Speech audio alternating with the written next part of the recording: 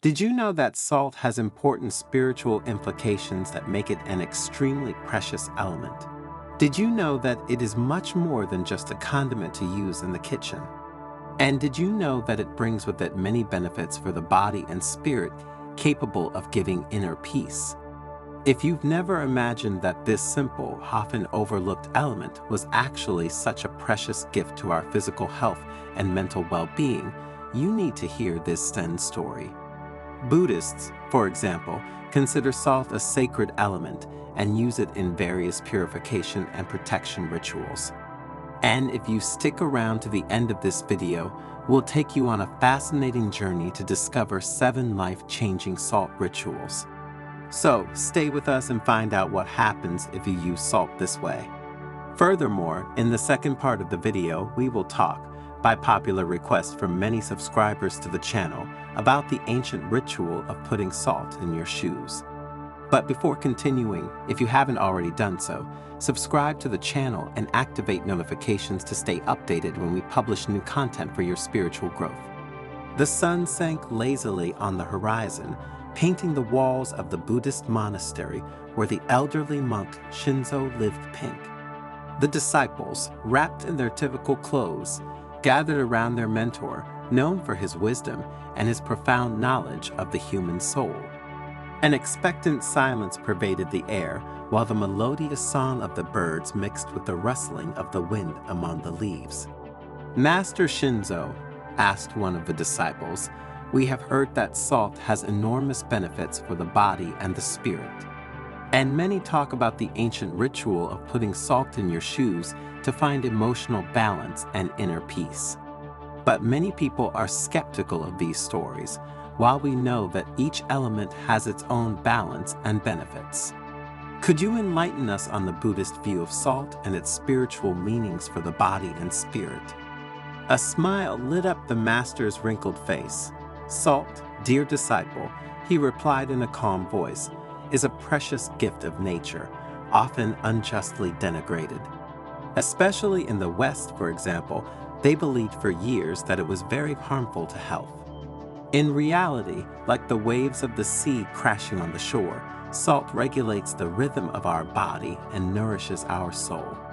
And even the latest medical research has shown that it is not as harmful as many thought. The important thing, as in all things in life, is to use it sparingly. Balance, in fact, must always be at the center of our choices and the way we use whatever remedy exists in nature." After this introduction, and after observing the interest in the faces of his disciples, Shinzo began to narrate the 7 beneficial properties of salt, intertwining stories, legends, and teachings. "Imagine the body as an orchestra," Shinzo said to begin, "where each instrument plays in harmony.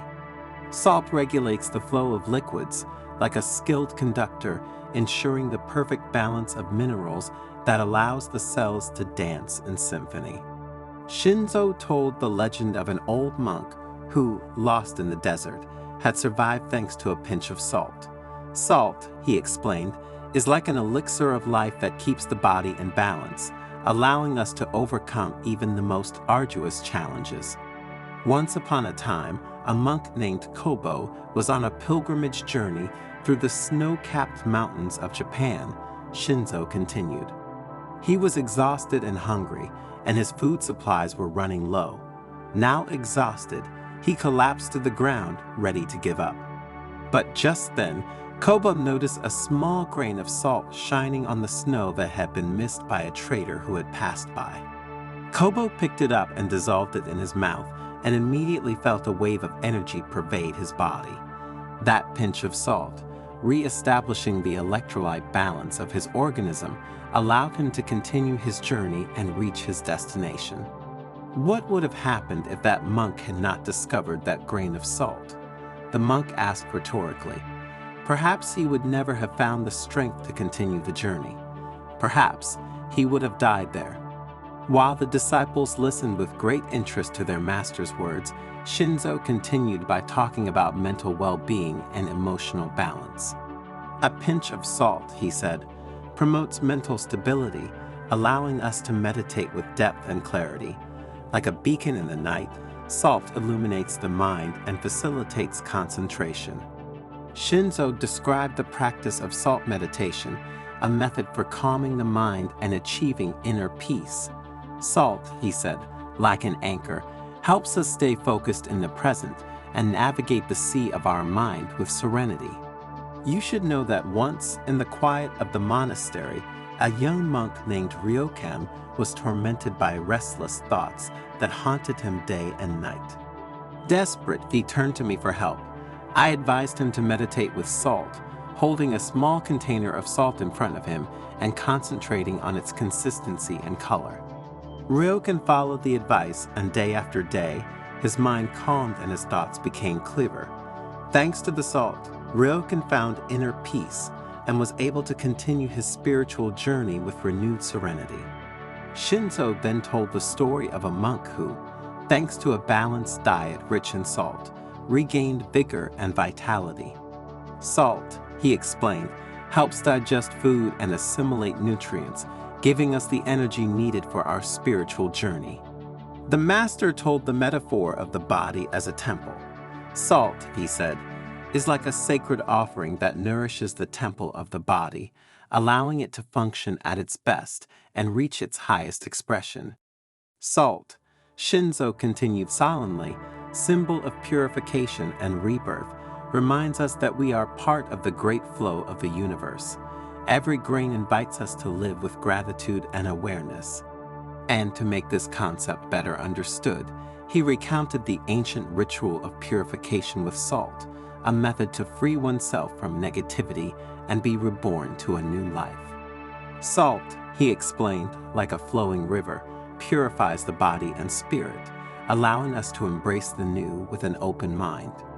In the Buddhist tradition, he added, salt is used to purify sacred environments and objects. In an ancient ritual, monks sprinkle salt on the temple floor, creating a purification mandala.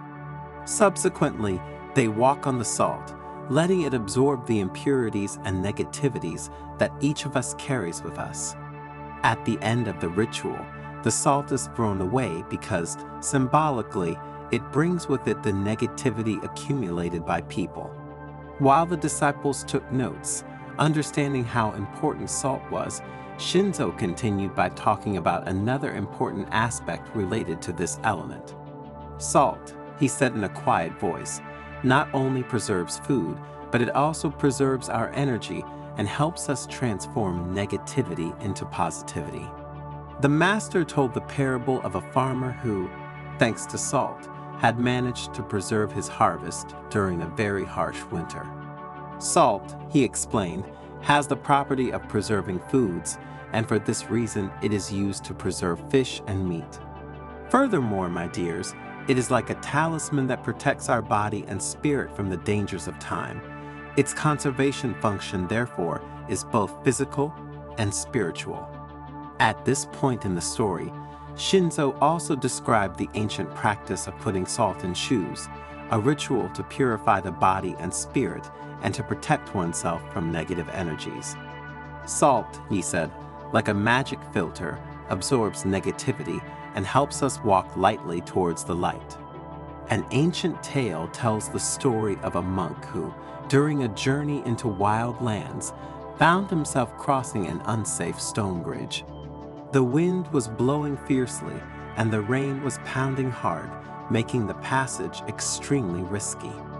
The monk, aware of the danger, stopped and took a handful of salt from his pockets. He spread it across the deck, creating a rougher, more stable surface. And thanks to the salt, he was able to cross the bridge safely and continue his journey. This example, my dears, illustrates just one of the many uses of salt in shoes, a practice rich in both physical and spiritual meanings. Master Shinzo asked a curious disciple, "Can you tell us what the specific benefits of putting salt in your shoes are?" Shinzo, smiling, replied, "From a physical point of view, salt helps absorb moisture. In humid climates or during long walks, the salt in your shoes helps prevent the formation of fungi and bacteria, which can cause irritation and bad odors. Then, It reduces friction by creating a barrier between the skin and the shoe, preventing the formation of blisters and calluses. And it also softens the skin. Salt, in fact, has exfoliating properties that help remove dead cells and make the skin softer. But it doesn't end there, continued the monk. Putting salt in your shoes has important spiritual implications. Salt, as we've already said, is considered a very powerful element of purification and protection. It absorbs negative energies and purifies the aura of the body and spirit. Furthermore, it creates a barrier against negative energies and evil spirits. Master, can you give us other examples of this ritual? A disciple asked while everyone was eager to know more and more. An ancient Buddhist ritual involves putting salt in your shoes before embarking on an important journey, replied Shinzo, pleased with the interest in this topic. This ritual helps protect the traveler from negativity and guarantee him a safe and peaceful journey. On a symbolic level, those who undertake a journey always feel the need to be protected. And the salt in your shoes can become a sort of protective talisman that no one sees but silently protects us. Salt in your shoes, dear disciples, is a simple practice but full of benefits. As you have seen, it not only helps keep your feet healthy and comfortable, but also has deep spiritual meaning. The disciples, given their young age, wondered how to put this ritual into practice. Putting salt in your shoes, they thought, must not be so convenient. Shinzo, as if he had read their minds, continued his lesson by talking about this controversial aspect that created confusion in many people. You know, over time, many people who want to carry out this ritual have asked me many questions. Should we use the thin one or the thick one? And again, how do we prevent the salt in our shoes from bothering us? You should know that to perform this ritual, you will need coarse salt. This is because, compared to the thin one, it has a greater capacity to absorb humidity and negative energies.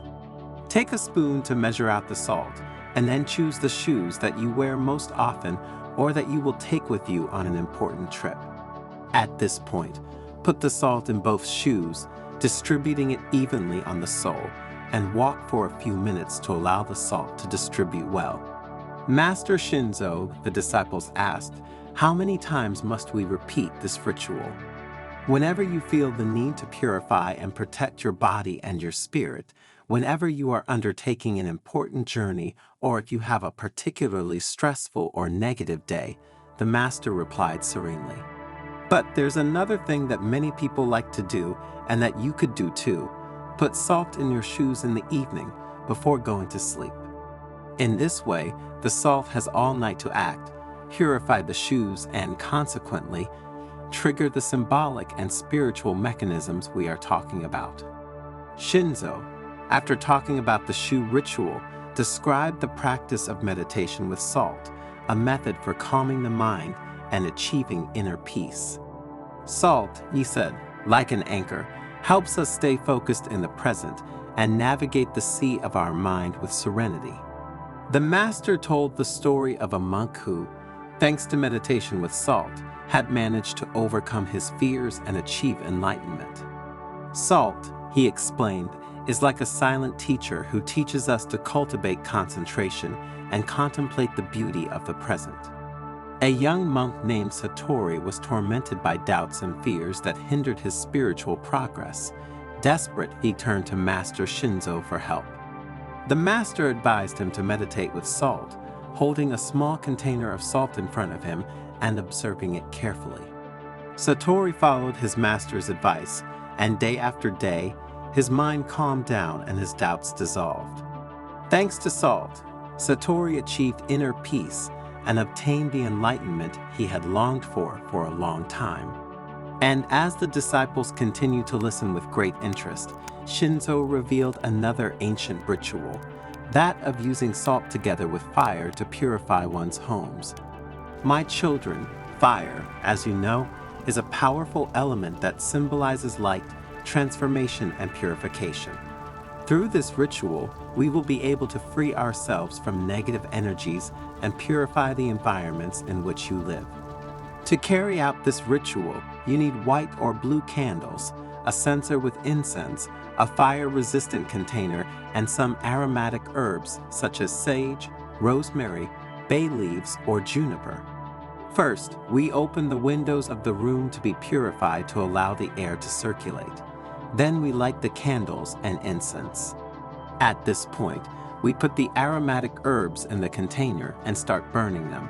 We walk around the room with the steaming container, stopping in every corner and every point that we feel the need to purify. We visualize the flame and smoke absorbing negative energies and purifying the environment. When we are finished, we let the candles and incense go out by themselves.